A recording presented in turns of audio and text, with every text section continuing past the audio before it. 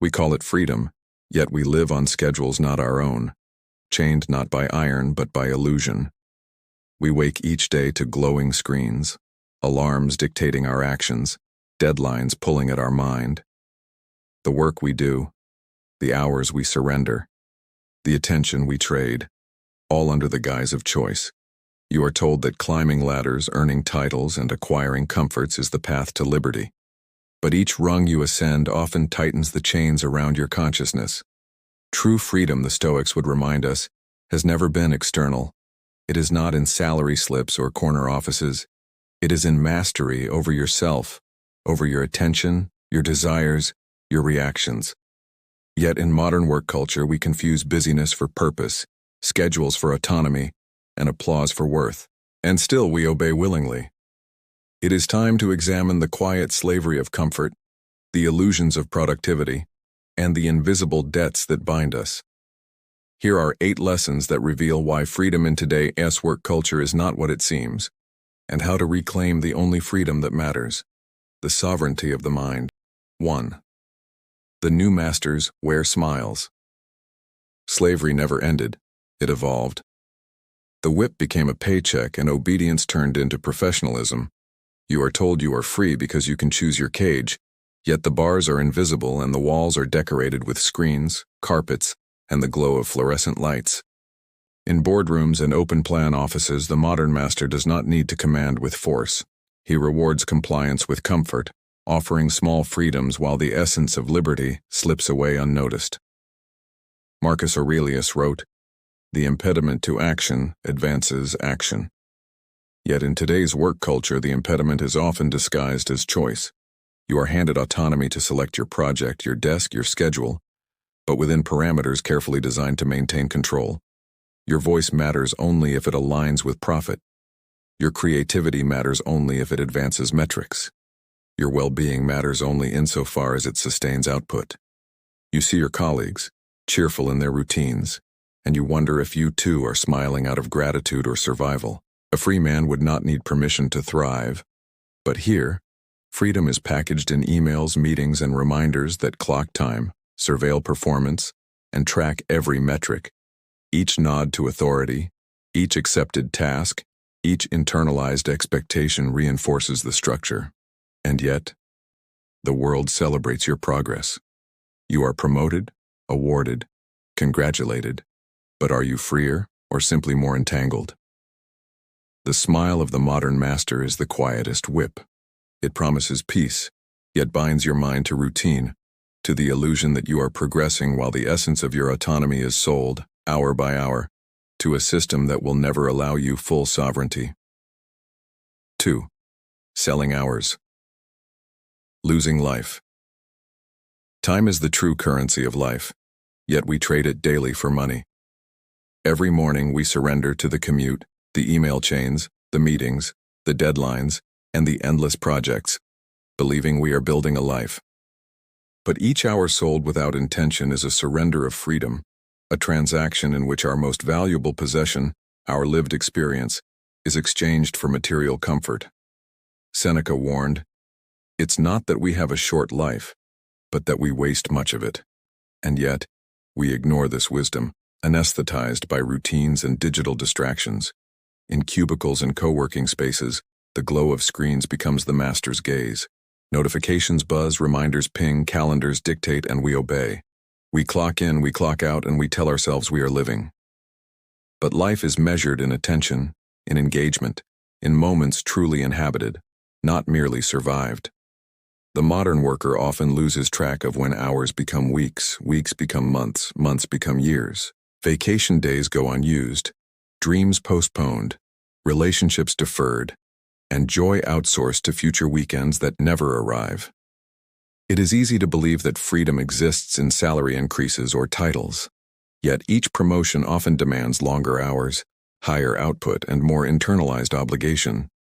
The Stoics understood that external circumstances do not grant liberty. True freedom is the mastery over one's inner life. Selling hours for money without reflection is the silent surrender of this mastery.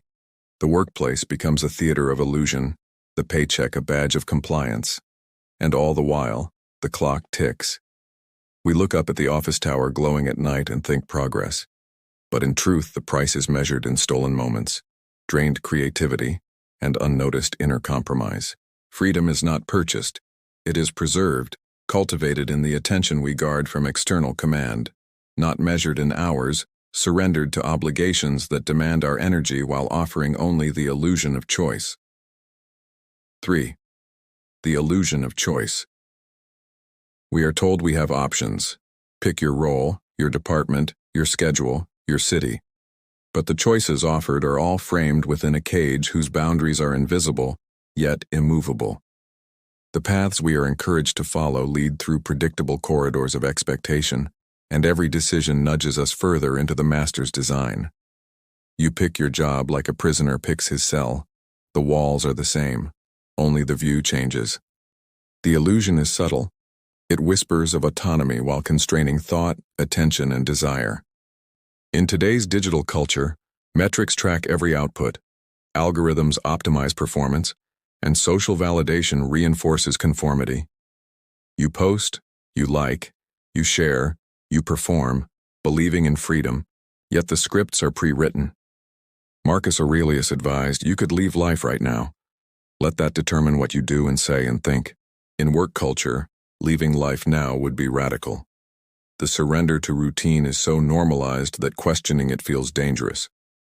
Choices appear endless, yet the essence of liberty, deciding without coercion or expectation, is absent. Promotions, titles, benefits, these are the carrots on a stick. The freedom we imagine is an internalization of obedience. We choose only those paths that do not threaten our comfort, security, or identity within the system. And in this compliance, the soul shrinks.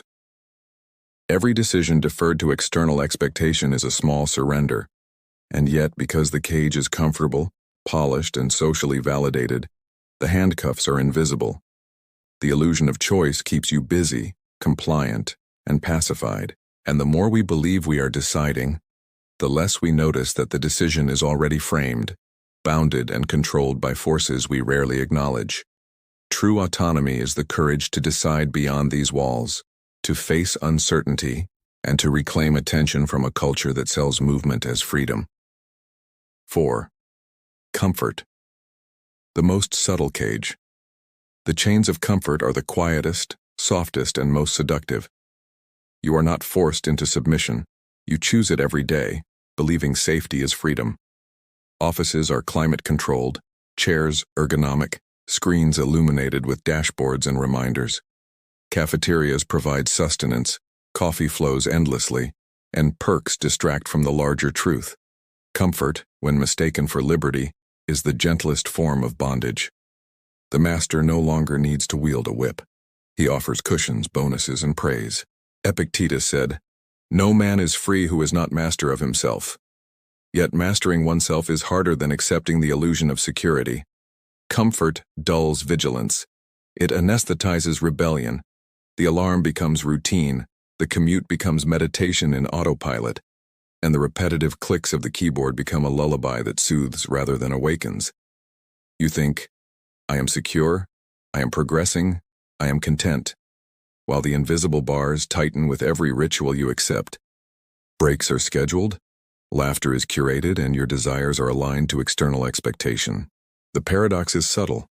The more comfortable you are, the less likely you are to challenge, question, or escape. The cage is lined with velvet, yet it restrains. True freedom requires discomfort, a willingness to embrace uncertainty, to prioritize purpose over comfort, to understand that the softest chains are often the strongest. And as the world celebrates your contentment, remember, the cozy office, the predictable hours, and the familiar routine are all forms of control, quietly shaping your choices and stealing the sovereignty of your attention. Liberation begins when you stop mistaking ease for autonomy. 5. Digital chains of approval. Slavery in the modern age no longer comes from masters who shout or threaten. It comes from the subtle, glowing gaze of validation. The like button, the performance review, the leaderboard. These are the modern whips, invisible yet binding. You no longer fear punishment. You crave recognition. Attention becomes the new currency. and your mind trades freedom for fleeting approval. Each notification nudges compliance. Each algorithm subtly dictates your perception of success. The Stoics would see the peril immediately. External validation is a cage for the soul. You measure worth in feedback loops designed to maintain obedience, contentment, and engagement. Seneca said, "It is the power of the mind to be unconquerable." Yet when your sense of value is outsourced to the gaze of others, supervisors, peers, or strangers online, the mind becomes conquerable. Your energy is no longer yours. It is allocated to the affirmation of your existence by external eyes. You post, respond, perform, and strategize your image, believing that recognition equals freedom. But every dependency on applause, every adjustment of behavior to secure acceptance, tightens invisible shackles. True sovereignty emerges when action stems from principle, not praise. When work is done with purpose, not performance. Digital approval is seductive, immediate, and intoxicating. Each hour spent curating, presenting, and seeking consent is an hour not devoted to thought, reflection, or mastery. In this way, the mind becomes enslaved, not through force but through habit and craving. Freedom is recovered by rejecting the need for external endorsement, by living in accordance with reason, and by anchoring self-worth in the unshakable foundation of one's inner values, not the transient applause of the crowd. 6. The addiction to productivity. The modern worker believes they are working to live, yet often they live to work. Productivity has become a religion, and exhaustion its silent prayer. Each day is measured in outputs, each moment accounted for, each achievement tracked. And the worker, caught in cycles of deadlines and expectations, mistakes busyness for significance. Marcus Aurelius reminded, "If it is not right, do not do it." Yet we often pursue the wrong. The relentless drive to accomplish, to optimize, to perform, distracts from mastery of self. Productivity becomes a mirror, reflecting our worth as a function of how much we can deliver rather than who we are when we pause. We worship efficiency, sacrificing solitude, reflection, and quietude. Screens glow late into the night. Inboxes dictate rest. Alerts fragment attention. The illusion is convincing. Busyness equals progress. Fatigue equals discipline. Sacrifice equals achievement. Yet the Stoics would warn, the man enslaved by output is a prisoner of appearance, not essence. Every task performed under compulsion or for status chips away at autonomy. The addiction to productivity blinds us to the truth, that freedom is not measured by labor, but by the choice to govern one's attention, to cultivate purpose, and to act in alignment with virtue. Efficiency without reflection is enslavement. Real mastery is knowing when to act and when to remain still, and realizing that the mind freed from compulsive labor is infinitely richer than the body tethered to endless activity. 7. Debt. The invisible chain. Money is a tool, but dependency is a chain. Modern work culture entwines labor with financial obligation, creating a system where liberation feels impossible. Loans, credit cards, mortgages, and subscriptions all demand attention and action. Each debt, though presented as opportunity, tightens the grip on personal freedom. The worker is told, borrow now, live better, succeed faster, yet each transaction is an invisible leash. Epictetus taught that control of one's desires is the path to freedom. When needs are manufactured and obligations multiply, even the most diligent cannot act without constraint. Debt is subtle, it promises comfort, yet enforces submission. You are free to choose, yet choice is framed within repayments and obligations. Every paycheck is partially surrendered, not to gain autonomy but to maintain the illusion of stability. The world celebrates consumption, yet warns against rebellion. To owe nothing is radical. The Stoic recognizes that true wealth lies not in accumulation but in detachment. By reducing dependency, by simplifying needs, the individual reclaims sovereignty over thought and action. Financial chains can be tolerated when managed consciously, but the enslaved mind does not see this distinction. Freedom begins not in salary, but in control of desire and in mastering want so that external pressures cannot dictate your choices, movements, or attention. Liberation is not passive. It is the deliberate refusal to allow material obligation to dictate the trajectory of your inner life. 8. The ego trap of success. Modern work culture teaches reverence for status, titles, awards, recognition, as if the measure of a man is how loudly he is celebrated. Yet all external markers of success are fleeting and often hollow. Alone in silence, a decorated office or corner title matters nothing. Success pursued at the expense of peace is failure disguised as victory. The Stoics would remind us, the wise man would rather lose the world than lose himself. The ego, carefully trained by praise, applause, and competition, is a cage. It demands more output, more visibility, more recognition, until your inner life is hollow, measured in metrics rather than mastery. In meetings, in emails, on social media, the self is curated and performed for validation, while internal sovereignty erodes. Titles may open doors, yet they cannot unlock inner calm. The individual becomes a vessel for perception, a repository for expectation. True success lies not in accumulation or recognition, but in integrity, self-mastery, and the courage to act aligned with virtue rather than visibility.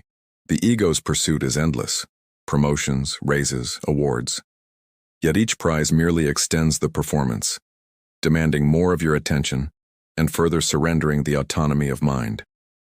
Real freedom is found in detachment from the opinion of others, in aligning with principle over popularity, and in valuing being over appearing.